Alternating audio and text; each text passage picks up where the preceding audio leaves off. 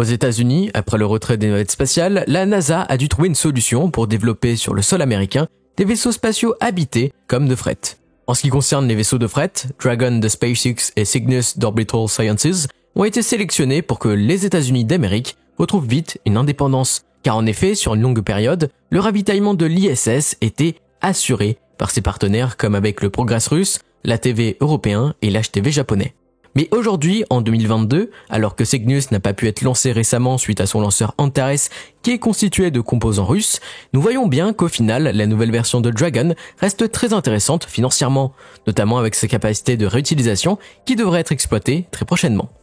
Néanmoins, du côté chinois, le vaisseau de fret Tianzhou, chargé de ravitailler la station spatiale chinoise, reste aujourd'hui d'ancienne génération et son architecture ne repose pas sur la réutilisation.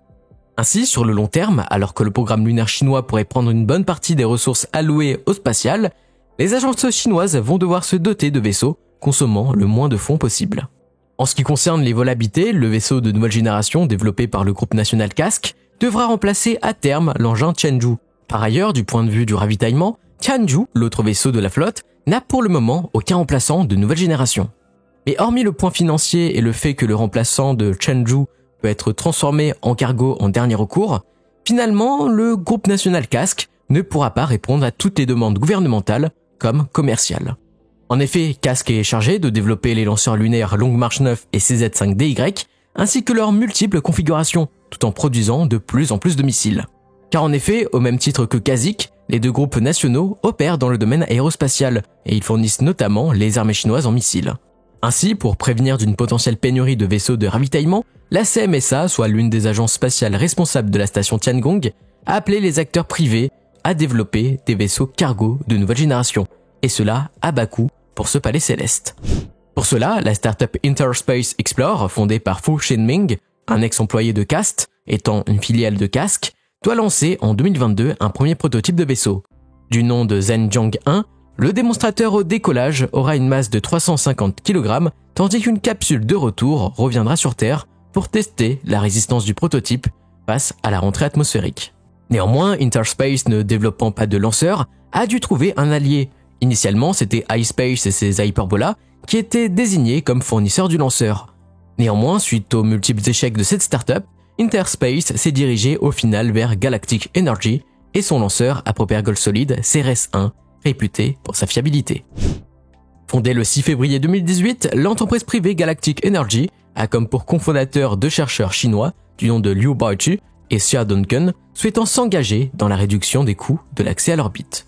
Initialement, le travail sur ce projet est resté dans un cadre de recherche jusqu'à la structuration de l'entreprise, et c'est pour cela que Galactic a publié très rapidement dès sa création son pitch deck présentant CRS-1 et Pallas 1.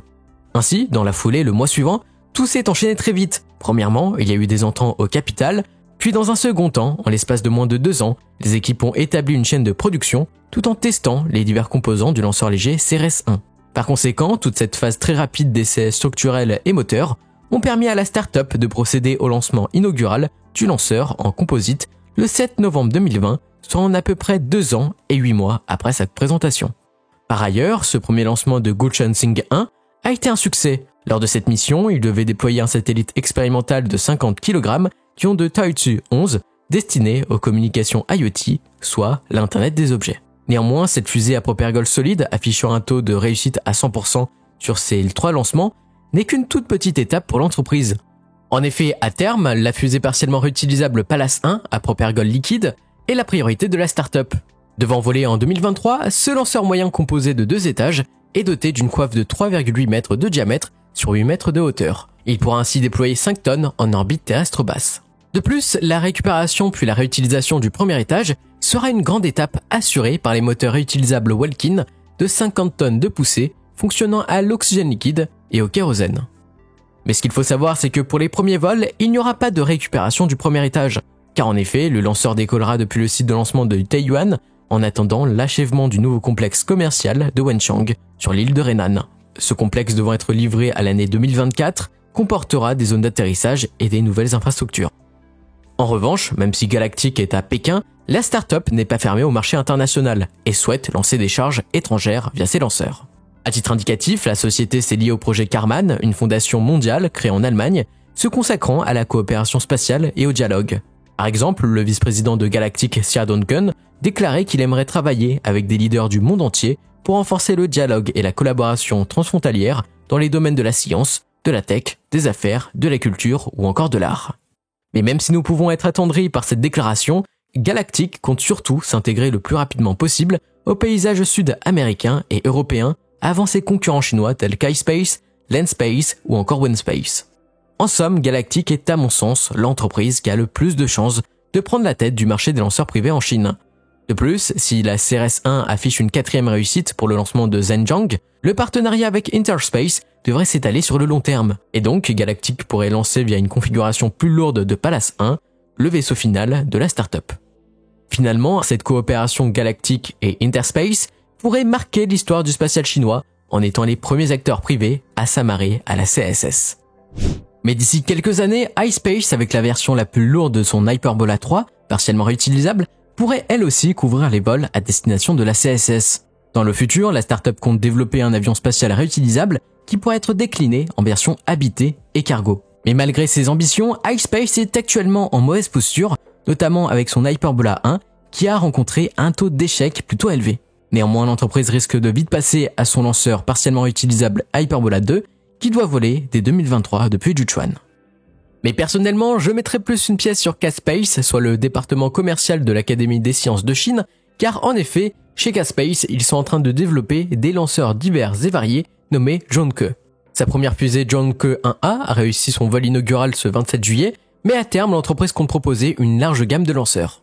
Mais nous, ce qui va nous intéresser, c'est bien évidemment Zhongke 6, un projet de tourisme spatial constitué d'un booster et d'une capsule suborbitale réutilisable.